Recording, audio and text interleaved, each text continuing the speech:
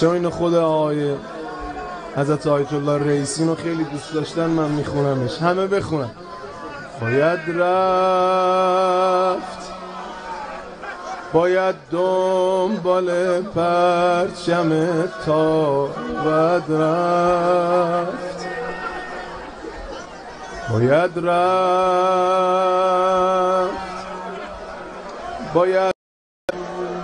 باید پای این مکتب تا ابد مون. Ağalı gelin siz hareket edin, maşına yol açılsın. یه عده پای حق که میرسه فرارین، یه عده پای حق که میرسه فدایین.